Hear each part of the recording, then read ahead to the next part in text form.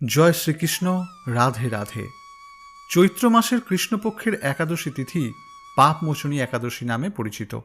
এই দিনে জগতের রক্ষক শ্রীহরি অর্থাৎ ভগবান বিষ্ণুর পূজা করা হয়। বিশ্বাস করা হয় যে যে ব্যক্তি পূর্ণ আচার অনুষ্ঠানের মাধ্যমে ভগবান বিষ্ণুর পুজো করেন তার সমস্ত ইচ্ছা পূর্ণ হয়।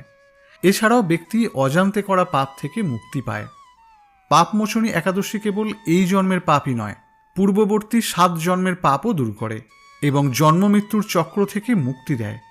এবার প্রশ্ন হলো যে পাপমোচনী একাদশী ব্রত 2025 সালে কবে পালন করতে হবে?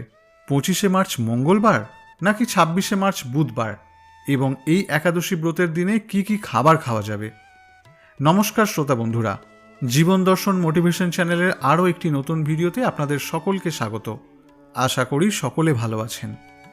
আজ আমরা আলোচনা করব যে পাপমোচনী একাদশী কবে, কিভাবে এই ব্রত পালন করবেন, কি কি খাবার খাবেন, এবং আমরা অনেকেই জানি যে ব্রত মাহাত্ম্য কথা শ্রবণ না করলে ব্রত সম্পূর্ণ হয় না, তাই সবশেষে ব্রত মাহাত্ম্য কথা শ্রবণ করব। সকলকে অনুরোধ, ভিডিওটি মনোযোগ সহকারে দেখুন এবং এরকম আরও ভিডিও পেতে চ্যানেলটি সাবস্ক্রাইব করে রাখুন। উপবাস কথার অর্থ কী? উপ মানে নিকটে এবং বাস মানে বাস করা, অর্থাৎ উপবাস শব্দের অর্থ হলো ভগবানের নিকটে বাস। আর ভগবানের নিকটে বাস এর মানে হলো যে একাদশীর দিনে ভগবানের নাম গান করা, সারাদিন যতটা সম্ভব হরিনাম সংকীর্তন করে কাটানো। পুরাণে বলা হয়েছে যে কলিযুগে কেবল একাদশীর উপবাসই একজন ব্যক্তিকে সমস্ত পাপ থেকে মুক্ত করবে। এই বছর অর্থাৎ 2025 সালে এই একাদশী তিথি 25শে মার্চ বাংলার 11ই চৈত্র মঙ্গলবার পড়েছে। কিন্তু আমরা এই একাদশী 25শে মার্চ করব না, আমরা পালন করব 26শে মার্চ বাংলার 12ই চৈত্র বুধবার। অর্থাৎ এইবার আমরা একাদশীর পরিবর্তে মহা দ্বাদশী ব্রত পালন করব। এর কারণ হলো যখন কোনো একাদশী তিথি দ্বাদশী তিথি পর্যন্ত বিস্তারিত থাকে না, কিন্তু দ্বাদশী তিথি ত্রয়োদশী পর্যন্ত বিস্তারিত থাকে, এমন সংযোগকে মহা দ্বাদশী বলা হয়। অসংখ্য পাপের প্রভাবকে নষ্ট করে বলে মনে করা হয়। তাই আমাদের শাস্ত্র মতে যদি এক মুহূর্তের জন্য দ্বাদশী ত্রয়োদশীতে সম্মিলিত হয় তাহলে মানুষদের একাদশী ব্রত ত্যাগ করে দ্বাদশীর দিনে উপবাস করা উচিত। তাহলে মানুষরা ভৌতিক জন্ম মৃত্যুর চক্র থেকে মুক্তি পেয়ে যায়। সেই জন্য আমরাও একাদশীর দিন ব্রত পালন না করে দ্বাদশীর দিন এই ব্রত পালন করব। অতএব এই ব্রত পালন করবেন 26শে মার্চ বুধবার এবং পালন করবেন 27শে মার্চ বাংলার 13ই চৈত্র বৃহস্পতিবার। পালনের শুভ সময় ভোর 5:34 থেকে সকাল 9:39 পর্যন্ত। যারা এই ব্রত পালন করবেন তারা পালনের আগের দিন অর্থাৎ 25শে মার্চ নিরামিষ আহার ভক্ষণ করে রাত্রে দন্তর মার্জন করে নেবেন।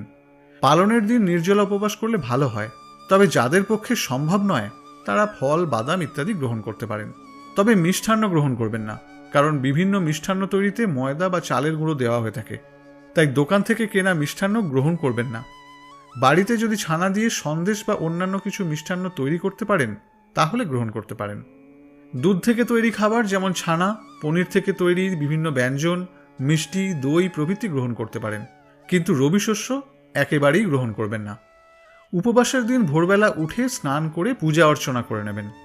এই দিন ভগবান বিষ্ণুর উদ্দেশ্যে একটি প্রদীপ প্রজ্বলন করবেন এবং একটি হলেও তুলসীপত্র চন্দনে মাখিয়ে ভগবান বিষ্ণুকে নিবেদন করবেন। বিষ্ণুর পূজা শেষ হলে লক্ষ্মী মাতার পূজা করবেন। এবার চলুন আমরা ব্রত মাহাত্ম্য শ্রবণ করে নিই। তবে আপনাদের কাছে একটাই অনুরোধ, এটি কেউ অর্ধেক শ্রবণ করবেন না, কারণ এই মাহাত্ম্য যদি মনোযোগ সহকারে শ্রবণ করেন তাহলে আপনি কখনো কোনো ভূত বা আত্মার দ্বারা আক্রান্ত হবেন না এবং ব্রাহ্মণদের 1000 গুরুদান করার পুণ্য লাভ করতে পারবেন। শুরু করছি পাপমোচনী একাদশীর ব্রত মাহাত্ম্য কথা। ব্রাহ্মণ পুরাণে বর্ণনা আছে, একবার যুধিষ্ঠির মহারাজ শ্রীকৃষ্ণকে জিজ্ঞাসা করেছিলেন চৈত্র মাসের কৃষ্ণপক্ষে আসা একাদশীর নাম এবং গুরুত্ব কী, এই একাদশীর উপবাস করলে আমরা কি লাভ করতে পারি। শ্রীকৃষ্ণ তখন বললেন, সমগ্র জগতের কল্যাণের জন্য আমি তোমাদের এই একাদশীর গুরুত্ব বলছি। এই একাদশীর নাম পাপমোচনী একাদশী। প্রাচীনকালে অতি মনোরম চৈত্ররথ পুষ্প উদ্যানে মুনিগণ বহু বছর ধরে তপস্যা করতেন। এক সময় মেধাবী নামে এক ঋষিকুমার সেখানে তপস্যা করছিলেন। মঞ্জু ঘোষা নামে এক সুন্দরী অপ্সরা তাকে বশীভূত করতে চাইল, কিন্তু ঋষির অভিশাপের ভয়ে সে আশ্রমের 2 মাইল দূরে অবস্থান করতে লাগল। বীণা বাজিয়ে মধুর স্বরে সে গান করত। একদিন মঞ্জু ঘোষা মেধাবীকে দেখে কামবাণে পীড়িতা হয়ে পড়ে। এদিকে ঋষি মেধাবীও অপ্সরার অনুপম সৌন্দর্য দেখে মুগ্ধ হন। তখন সেই অপ্সরা মুনিকে নানা ছলাকলা ও কটাক্ষ দ্বারা বশীভূত করে। ক্রমে কামপরবশ মুনি সাধন ভজন বিসর্জন দিয়ে তার আরাধ্য দেবকে বিস্মৃত হন। এইভাবে অপ্সরার সাথে কামক্রিয়ায় মুনির বহু বছর অতিক্রান্ত হল। মুনিকে আচারভ্রষ্ট দেখে সেই অপ্সরা দেবলোকে ফিরে যেতে মনস্থ করল। একদিন মঞ্জু ঘোষা মেধাবী মুনিকে বলতে লাগল, হে প্রভু, এখন আমাকে নিজ গৃহে ফিরে যাওয়ার অনুমতি প্রদান করুন।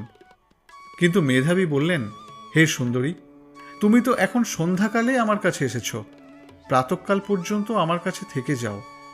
মুনির কথা শুনে অভিশাপের ভয়ে সেই অপ্সরা আরও কয়েক বছর তার সাথে বাস করল। এইভাবে প্রায় 55 বছর 9 মাস অতিবাহিত হল। দীর্ঘকাল অপ্সরার সহবাসে থাকলেও মেধাবীর কাছে তা অর্ধরাত্রি বলে মনে হল। মঞ্জু ঘোষা পুনরায় নিজ স্থানে গমনের প্রার্থনা জানালে মুনি বললেন, এখন প্রাতঃকাল, যতক্ষণ পর্যন্ত আমি সন্ধ্যা বন্দনা না সমাপ্ত করি ততক্ষণ পর্যন্ত তুমি এখানে থাকো। মুনির কথা শুনে ঈষৎ হেসে মঞ্জু ঘোষা তাকে বলল, হে মুনিবর, আমার সহবাসে আপনার যে কত বৎসর অতিবাহিত হয়েছে তা একবার বিচার করে দেখুন। এই কথা শুনে মুনি স্থির হয়ে চিন্তা করে দেখলেন যে তার প্রায় 56 বৎসর অতিবাহিত হয়ে গেছে। মুনি তখন মঞ্জু ঘোষার প্রতি ক্রোধপরবশ হয়ে বললেন, রে পাপিষ্ঠ, দুরাচারিণী, তপস্যার ক্ষয়কারিণী, তোমাকে ধিক, তুমি পিশাচী হও। মেধাবীর শাপে অপ্সরার শরীর বিরূপ প্রাপ্ত হল। তখন সে অবনত মস্তকে মুনির কাছে শাপ মোচনের উপায় জিজ্ঞাসা করল। মেধাবী বললেন, হে সুন্দরী, চৈত্র মাসের কৃষ্ণপক্ষিয়া শাপমোচনী একাদশী সর্বপাপ ক্ষয়কারিণী। সেই ব্রত পালনে তোমার পিশাচত্ব দূর হবে। পিতার আশ্রমে ফিরে গিয়ে মেধাবী বললেন, হে পিতা, এক অপ্সরার সঙ্গদোষে আমি মহা পাপ করেছি।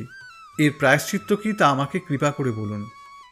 উত্তরে মুনি বললেন, চৈত্র মাসের কৃষ্ণপক্ষিয়া পাপমোচনী একাদশী ব্রতের প্রভাবে তোমার পাপ দূর হবে।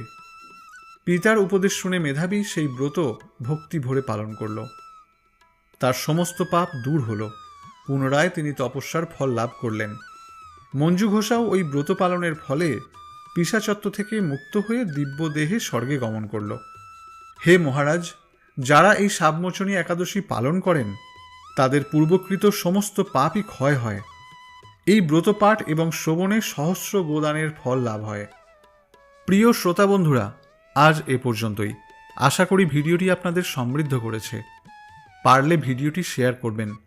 যদি আপনার কোনো মতামত থাকে তাহলে কমেন্ট করে জানাবেন।